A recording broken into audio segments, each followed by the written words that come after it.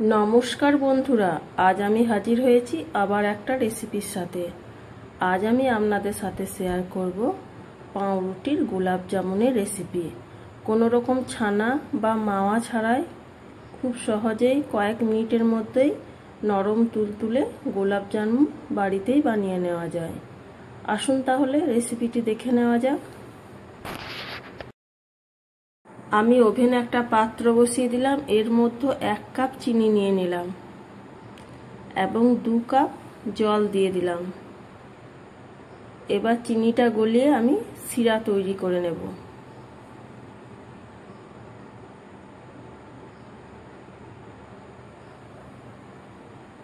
কয়েকটা ফেটিয়ে রাখা এলাচ দিয়ে দিলাম।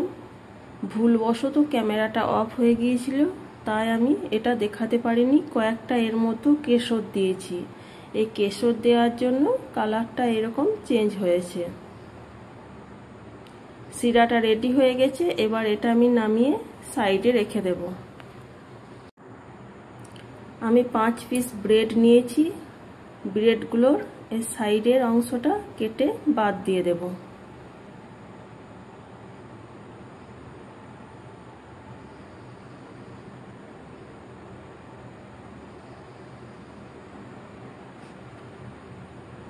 सबकटी ब्रेडের সাইডের অংশগুলো কেটে বাদ দিয়ে দিয়েছি। এবার এগুলো আমি একটু টুকরো টুকরো করে কেটে নিচ্ছি।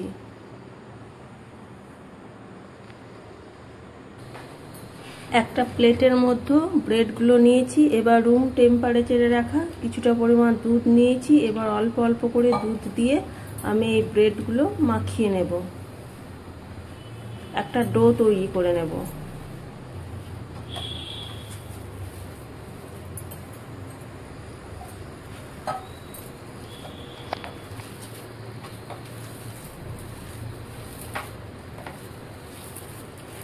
ডো রেডি হয়ে গেছে। এবার আমি এর মধ্যে 2 চামচ গুঁড়ো দুধ ও হাফ চামচ ঘি দিয়ে দেব।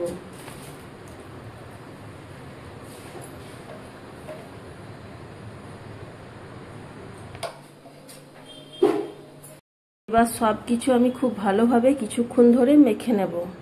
হাতের মধ্যে যখন খুব লেগে যাবে তখন বুঝতে হবে এটা ভালোভাবে মাখানো হয়নি।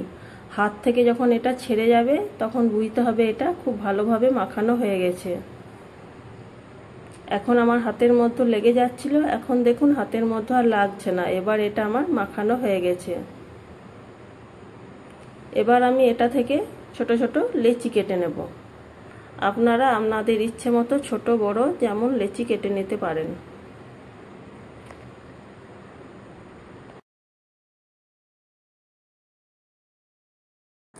এবার লেচিগুলো থেকে আমি ছোট ছোট বল বানিয়ে নেব।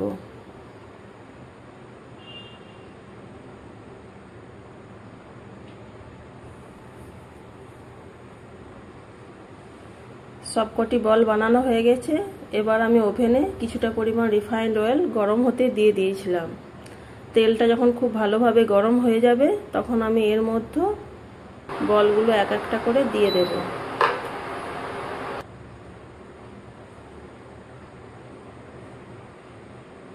তেলের মধ্যে বলগুলো যখন দেব তখন হাই ফ্লেম রাখতে হবে, তারপর ফ্লেমটা আমি মিডিয়াম করে দেব। এবার চামচের উল্টো পিঠ করে আমি এই বলগুলো একটু উল্টিয়ে নেব।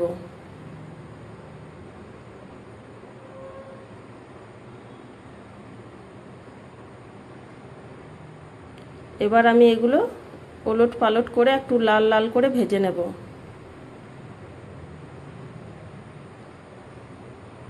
লাল লাল করে ভাজা হয়ে গেছে। এবার আমি এগুলো তেল থেকে তুলে যে মিষ্টির রসটা বানিয়েছিলাম এর মধ্যে দিয়ে দেব। মিষ্টির শিরার মধ্যে দিয়ে দিয়েছি। এবার এটা আমি 2 ঘন্টা এভাবে রেখে দেব। 2 ঘন্টা পর আমি একটা প্লেটের মধ্যে মিষ্টিগুলো তুলে নিচ্ছি। দেখুন কতটা সুন্দর হয়েছে এবং একটা কেটে আমি দেখিয়ে দেব কতটা নরম তুলতুলে হয়েছে এই পাউরুটির গোলাপ জামুন। আপনারা অবশ্যই বাড়িতে এটা একবার বানিয়ে দেখবেন এবং কেমন হয়েছিল আমাকে অবশ্যই কমেন্ট করে জানাবেন। বন্ধুরা আজ আমার এই পাউরুটির গোলাপ জামুনের রেসিপিটা আপনাদের কেমন লেগেছে অবশ্যই কমেন্ট করে জানাবেন।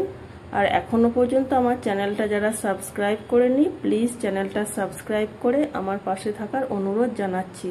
তাহলে আবার দেখা হবে নতুন কোনো ভিডিওর সাথে।